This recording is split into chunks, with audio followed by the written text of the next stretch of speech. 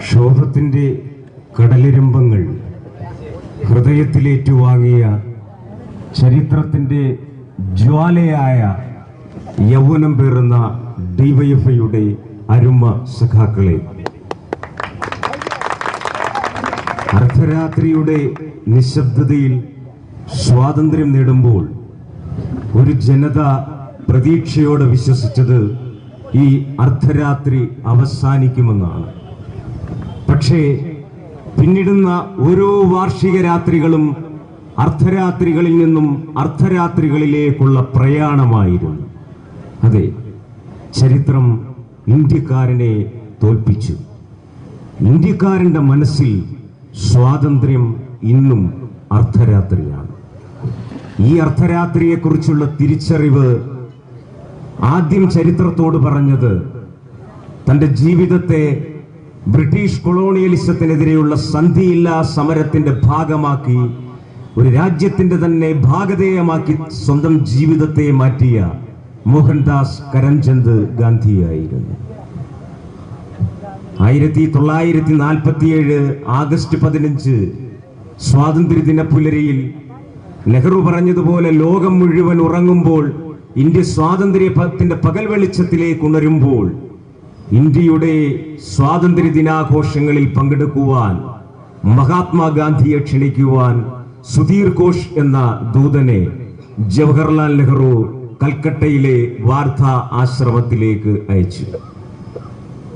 ഞാൻ ആഗ്രഹിച്ച സ്വാതന്ത്ര്യമല്ല ഇന്ത്യക്ക് കിട്ടിയത് എന്ന് പറഞ്ഞുകൊണ്ട് അന്ന് ഇന്ത്യയിൽ നിന്നും പാകിസ്ഥാനിലെ കറാച്ചിയിലേക്ക് പോയ തീവണ്ടി നിറയെ മുസ്ലിങ്ങളുടെ ശവശരീരമായിരുന്നുവെങ്കിൽ, പാകിസ്ഥാനിൽ നിന്നും ഇന്ത്യയുടെ തലസ്ഥാന നഗരിയിലേക്ക് വന്ന തീവണ്ടി നിറയെ ഹിന്ദുക്കളുടെ ശവശരീരമായിരുന്നുവെങ്കിൽ, ഹിന്ദുവും മുസ്ലിമും ക്രിസ്ത്യാനിയും സിഖുകാരനും പാഴ്സിയും പരസ്പരം തെരുവുകളിൽ വെട്ടിമുറിച്ച വിഭജനത്തിന്റെ മുറിവുകളിൽ നിന്നൊഴുകിയ രക്തപങ്കിലമായ സ്വാതന്ത്ര്യം കണ്ടിട്ട് ഞാൻ ആഗ്രഹിച്ച സ്വാതന്ത്ര്യമല്ല ഇന്ത്യക്ക് കിട്ടിയത് എന്ന് പറഞ്ഞുകൊണ്ട് വിലപിച്ച് കൽക്കട്ട വാർത്താശ്രമത്തിൽ ഇരിക്കുന്ന ഗാന്ധിജിയുടെ അടുത്തേക്കാണ് സുധീർ ഘോഷ് എന്ന് പറഞ്ഞ ദൂതനെ നെഹ്റു സ്വാതന്ത്ര്യ ദിനാഘോഷങ്ങളിൽ പങ്കെടുക്കുവാൻ വേണ്ടി ക്ഷണിക്കുവാൻ വേണ്ടി അയക്കുന്നത്. അപ്പോൾ സുധീർ ഘോഷിനോട് ഗാന്ധിജി പറഞ്ഞു, ഞാൻ ആഗ്രഹിച്ച സ്വാതന്ത്ര്യമല്ല ഇന്ത്യക്ക് കിട്ടിയതിനാൽ എനിക്ക് ഈ സ്വാതന്ത്ര്യ ദിനാഘോഷങ്ങളിൽ പങ്കെടുക്കുവാൻ കഴിയില്ല എന്ന് പറഞ്ഞുകൊണ്ട് സുധീർ ഘോഷിനെ യാത്രയയക്കുവാൻ നെഹ്റു ആശ്രമത്തിന്റെ തൊടിയിലേക്ക് ചെന്നു. അപ്പോൾ ആശ്രമത്തിന്റെ മരത്തിൽ നിന്നും ഒരു ഉണങ്ങിയ ഇല ഞെട്ടറ്റ് ഗാന്ധിജിക്കും സുധീർ ഘോഷിനും ഇടയിലായി വീണു. ആ ഉണങ്ങിയ ഇലയെടുത്ത് ഗാന്ധിജി സുധീർ ഘോഷിന് കൊടുത്തിട്ട് പറഞ്ഞു, ഇത് നെഹ്റുവിന് കൊടുക്കുക. ഈ വിഷമം പിടിച്ച സന്ദർഭത്തിൽ ഈ വൃദ്ധന് ഇത് മാത്രമേ നൽകുവാനുള്ളൂ എന്ന്. പ്രിയമുള്ള ഡിവൈഎഫ്ഐ സഖാക്കളെ, ഗാന്ധിജി നീട്ടിയ ആ ഉണങ്ങിയ ഇല എന്ന് പറയുന്നത് കരിഞ്ഞുപോയ പൊലിഞ്ഞുപോയ സ്വാതന്ത്ര്യത്തിന്റെ പ്രതീക്ഷകളുടെ അടയാളമാണെന്നും ആ സ്വാതന്ത്ര്യത്തിന്റെ ഉണങ്ങിയ ഇലകളെ ഹരിതാഭമാക്കുവാനുള്ള ചരിത്ര ദൗത്യമാണ് നിങ്ങൾ സിരകളിൽ ഏറ്റെടുക്കേണ്ടതെന്ന് മാത്രമാണ് എനിക്ക് അഭ്യർത്ഥിക്കുവാനുള്ളത്. ഗാന്ധിജിയുടെ നേതൃത്വത്തിൽ ബ്രിട്ടീഷ് കൊളോണിയലിസത്തിനെതിരെ നടന്ന സമരത്തോടൊപ്പം മറ്റൊരു സമാന്തരമായ സമരധാരയും ഇന്ത്യയുടെ സ്വാതന്ത്ര്യ സമര ചരിത്രത്തിൽ ഉണ്ടായിരുന്നു. കെ.ആർ. മീരയുടെ ആരാച്ചാർ എന്ന നോവലിൽ പറയുന്ന ഒരു ചരിത്ര സംഭവം ഉണ്ട്. ഇന്ത്യൻ സ്വാതന്ത്ര്യ സമരത്തിലെ തിളങ്ങുന്ന ചരിത്രം മറന്നുപോയ ഒരു ജാജല്യമാനമായ ഒരു വ്യക്തിത്വത്തെ കുറിച്ചാണ് മീര ആ പുസ്തകത്തിൽ സൂചിപ്പിക്കുന്നത്. സൂര്യസെൻ എന്നാണ് ആ വിപ്ലവകാരിയുടെ പേര്. ജുഗാന്തൻ അനുശീലൻ എന്ന് പറഞ്ഞ് ബ്രിട്ടീഷുകാർക്കെതിരെ വിപ്ലവം സംഘടിപ്പിക്കുവാൻ രൂപീകരിക്കപ്പെട്ട ഒരു സംഘടന. സൂര്യസെന്നിനെ ബ്രിട്ടീഷ് പട്ടാളം വേട്ടയാടിക്കൊണ്ടിരിക്കുമ്പോൾ സതീദേവി എന്ന് പറഞ്ഞൊരു വിധവയുടെ വീട്ടിൽ ഈ സൂര്യസെൻ അഭയം തേടി. ആ വീടിന് ചുറ്റും വളഞ്ഞ ബ്രിട്ടീഷ് പോലീസുകാർ വീടിന്റെ ഉള്ളിലേക്ക് ഇരച്ചു കയറാൻ ഒരുമ്പെട്ടപ്പോൾ അതിൽ ബ്രിട്ടീഷ് സായിപ്പായ കാമറൂൺ എന്ന് പറഞ്ഞ പോലീസ് ഉദ്യോഗസ്ഥനെ വെടിവെച്ചതിന് ശേഷം സൂര്യസെന്നും കൂട്ടരും രക്ഷപ്പെടുന്നു. ചിറ്റഗോങ് മലനിരകൾ മുഴുവൻ ബ്രിട്ടീഷ് പട്ടാളം അരിച്ച് പറക്കുകയാണ്. അതിനിടയിൽ തന്നെ നാട്ടുകാരായ ഗ്രാമീണരെ ബ്രിട്ടീഷ് പട്ടാളം പീഡിപ്പിച്ചതിന്റെ പ്രതികാരമെന്നോണം ഒരു ദിവസം ബ്രിട്ടീഷ് പോലീസ് ക്യാമ്പിലേക്ക് ഈ കലാപകാരികൾ ഇരച്ചു കയറുകയും ഗുരുതരമായ നാശനഷ്ടങ്ങൾ അവിടെ വരുത്തുകയും ചെയ്തു.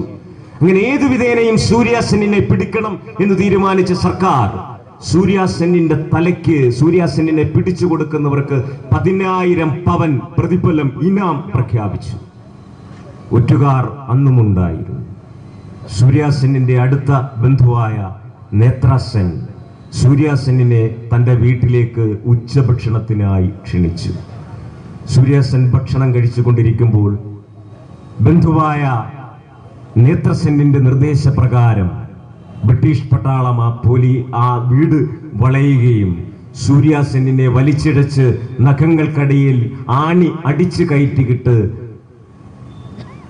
ബ്രിട്ടീഷ് പട്ടാളം സൂര്യാസെന്നിനെ ലോക്കപ്പിലേക്ക് കൊണ്ടുപോയി.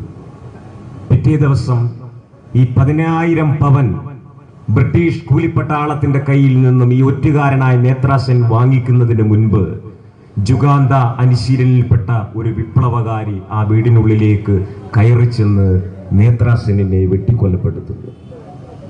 ബ്രിട്ടീഷ് മേലുദ്യോഗസ്ഥർ വന്ന് നേത്രാസെന്നിന്റെ ഭാര്യയോട് ചോദിച്ചു, സംഭവം നടന്നതിന് നിങ്ങൾ ദൃക്സാക്ഷിയല്ലേ, സംഭവം വിവരിക്കൂ.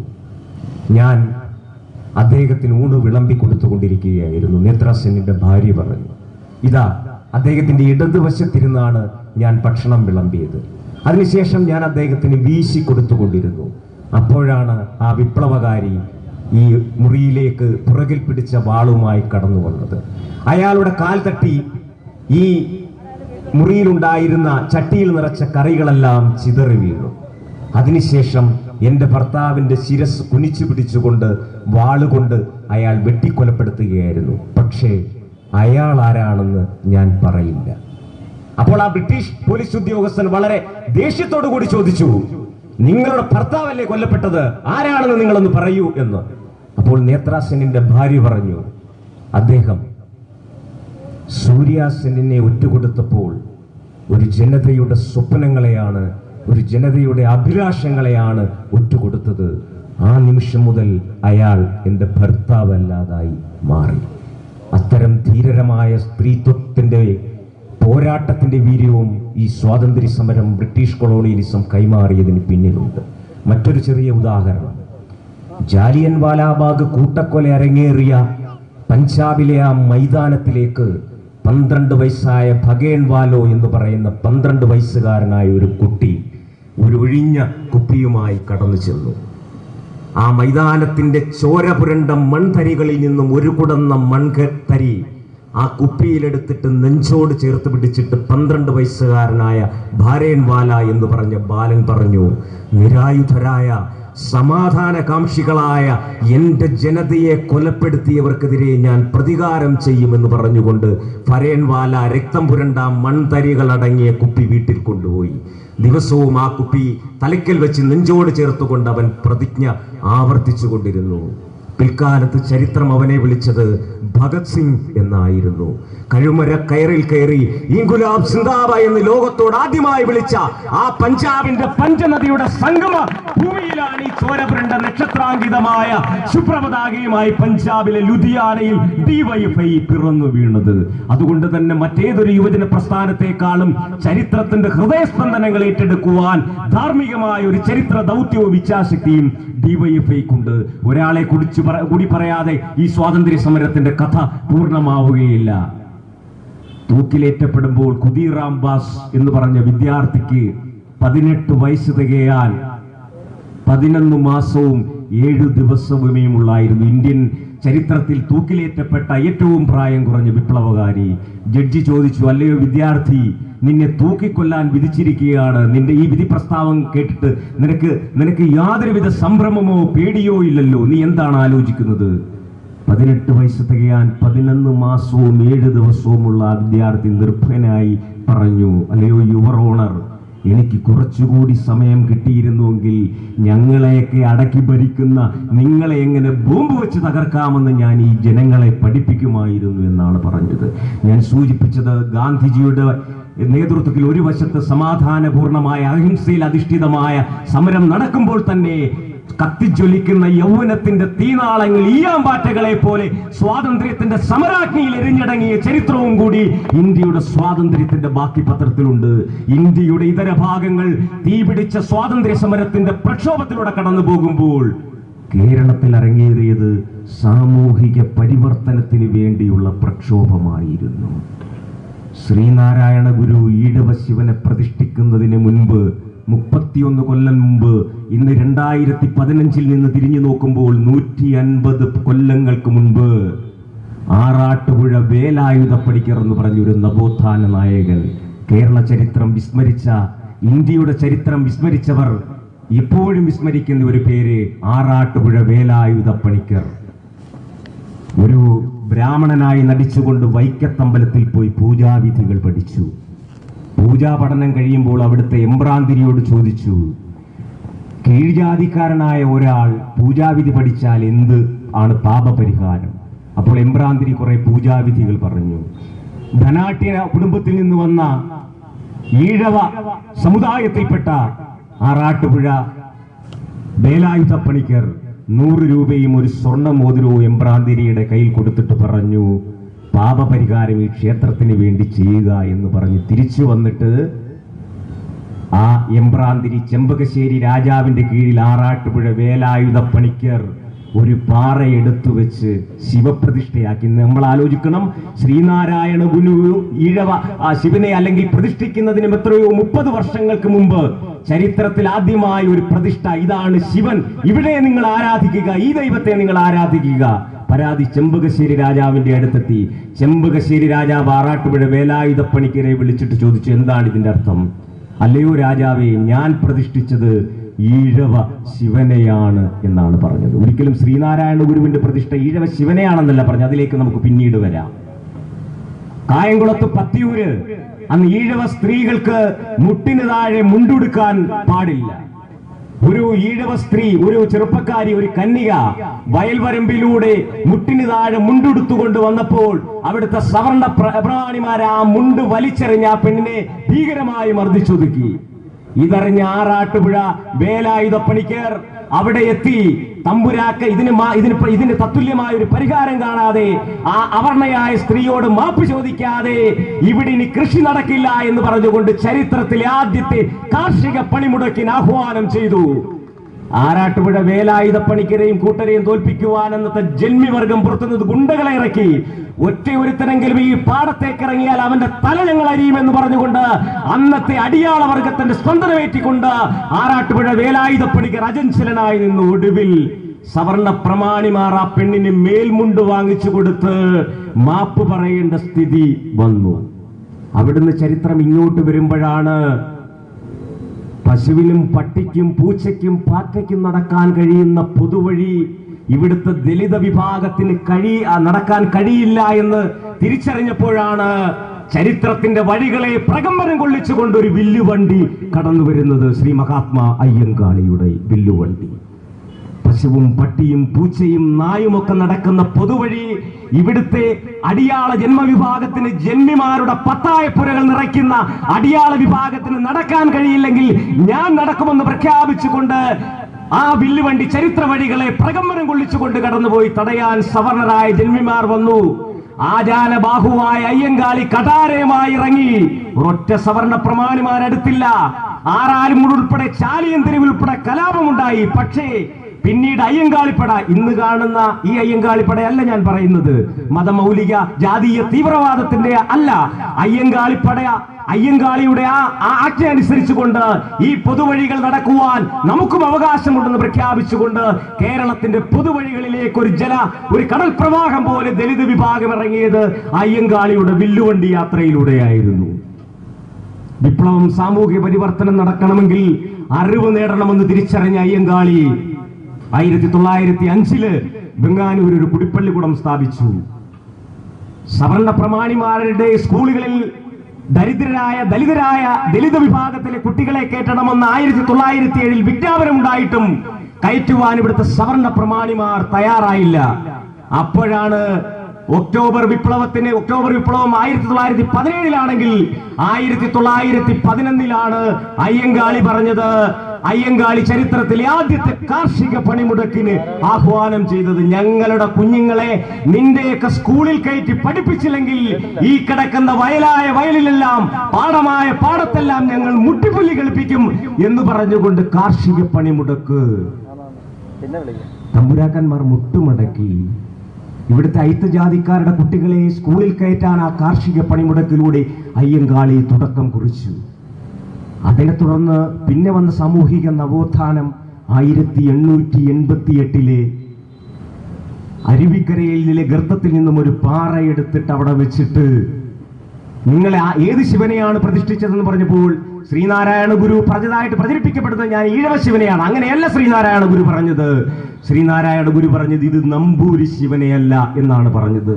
ജാതിഭേദം, മതദ്വേഷം ഏതുമില്ലാതെ സർവരും സോദരത്തേന വാഴുന്ന മാതൃകാ സ്ഥാനമാണ് ഇതെന്ന് ഉദ്ഘോഷിച്ച, അവനവൻ ആത്മസുഖത്തിന് ആചരിക്കുന്നവ അവരെന്നെ സുഖത്തിനായി വരേണമെന്ന് ഉദ്ഘോഷിച്ച വിശ്വമാനവികതയുടെ ഗുരുവായിരുന്നു ശ്രീനാരായണ ഗുരു.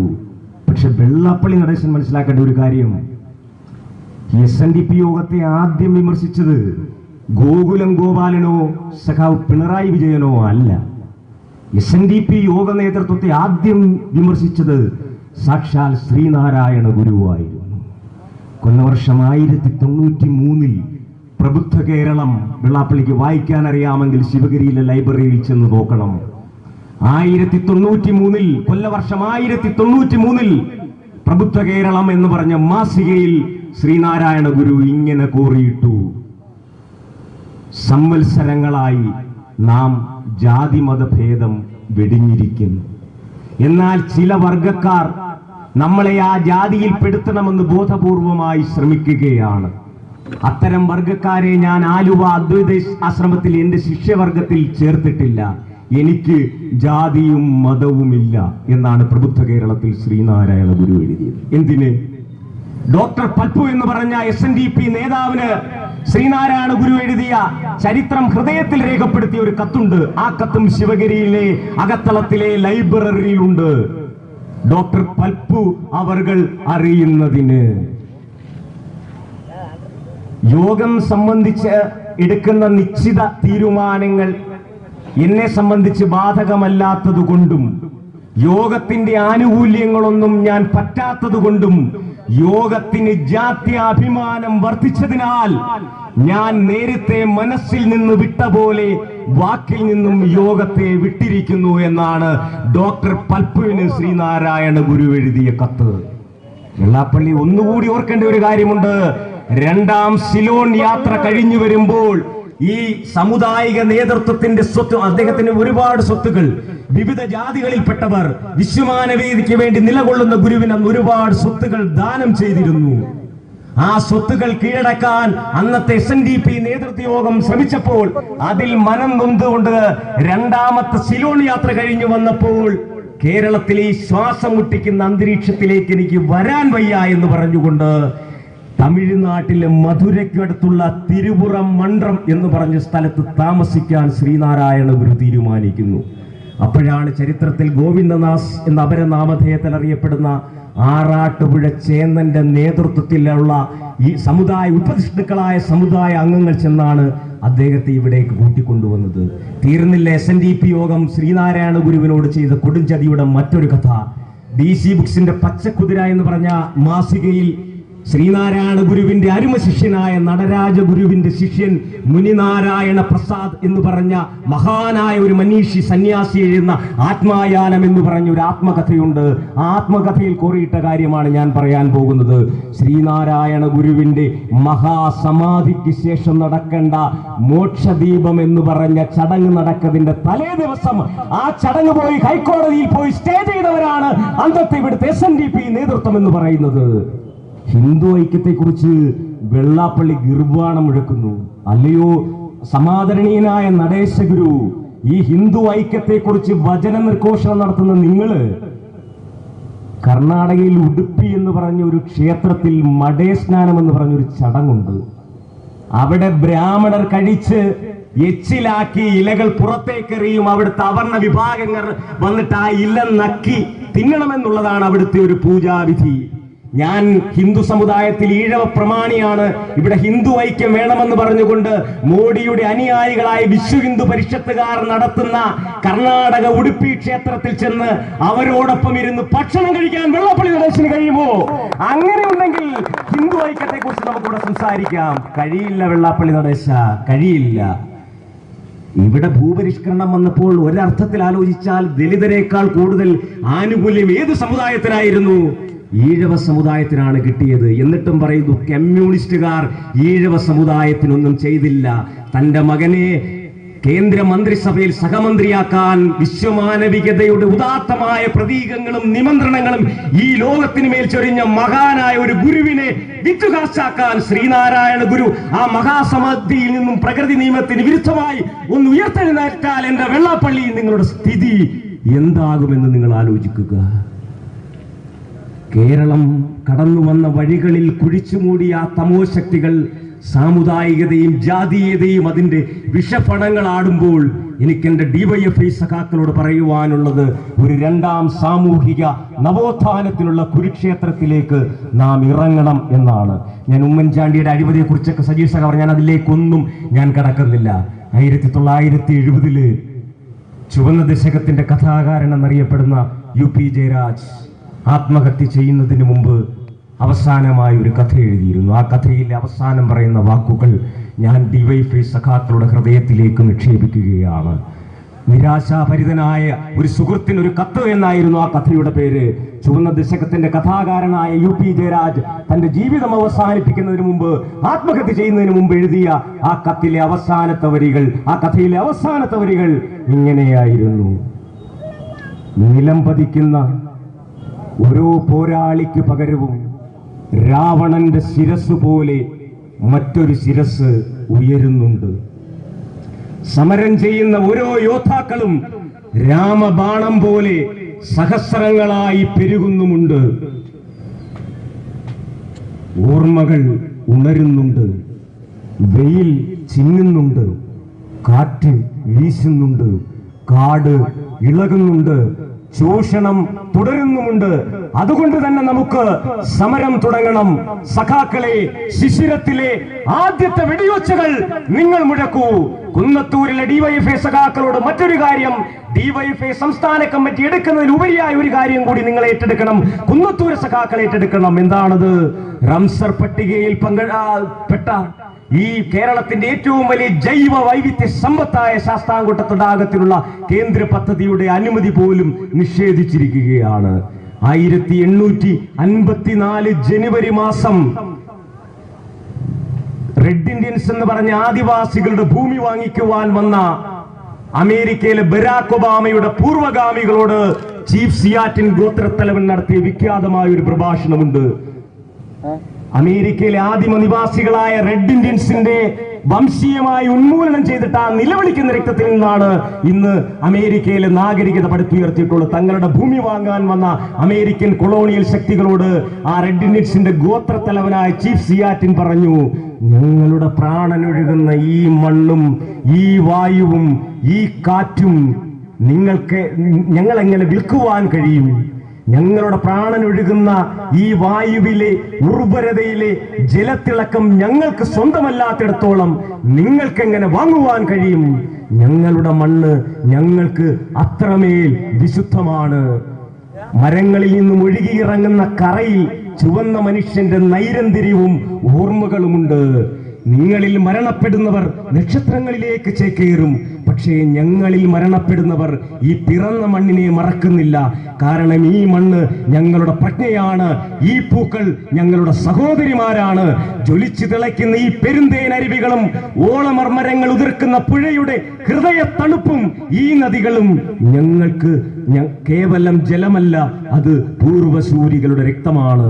പ്രിയമുള്ള ഡിവൈഎഫ്ഐ സഖാക്കളെ, അതുകൊണ്ട് തന്നെ ഈ തടാകത്തിൽ അനുനിമിഷം പറ്റുന്നത് കേവലം ജലമല്ല, അത് നമ്മളുടെ പൂർവസൂരികളുടെ രക്തമാണെന്നും നമ്മളുടെ പരേതാത്മാക്കൾ ഉറങ്ങുന്ന ഈ മണ്ണ് നമുക്ക് ശ്മശാനത്തിനുപരി ദേവാലയമാണെന്ന് ഉദ്ഘോഷിച്ചുകൊണ്ട് ഉമ്മൻചാണ്ടിയെ അന്തിമമായ ഒരു കാര്യം ഓർമ്മിപ്പിക്കുന്നു. അല്ലയോ ആദരണീയനായ കുഞ്ഞുഞ്ഞെ, ഓർമ്മകൾ ഉണ്ടായിരിക്കണം. ഓർമ്മകൾ വേട്ടപ്പട്ടികളെ പോലെയാണ്. ചരിത്രത്തിന്റെ ഇലകളിൽ ചിതറി വീണ ചോരത്തുള്ളികൾ നക്കിയെടുക്കാൻ ആ ഓർമ്മകളുടെ വേട്ടപ്പട്ടികൾ ഈ യുവജന പ്രവാഹം പ്രചണ്ഡമായ ഒരു വാദമായി നക്ഷത്രാങ്കിത ശുഭ്രമാതാകയുമേന്തി നിങ്ങളുടെ അധികാരത്തിന്റെ രാവണൻ കോട്ടകൾ തകർത്തെറിയാൻ ഒരു നാൾ വരുമെന്ന് പറഞ്ഞുകൊണ്ട് ഈ പരേഡിൽ പങ്കെടുത്ത ക്ഷോഭത്തിന്റെ കടലുകൾ സാഗരങ്ങൾ ഹൃദയത്തിലേറ്റിയ മുഴുവൻ സഖാക്കൾക്കും ഹൃദയാഭിവാദനങ്ങൾ അർപ്പിച്ചുകൊണ്ട് ഞാൻ പിൻവാങ്ങുന്നു. അഭിവാദനങ്ങൾ.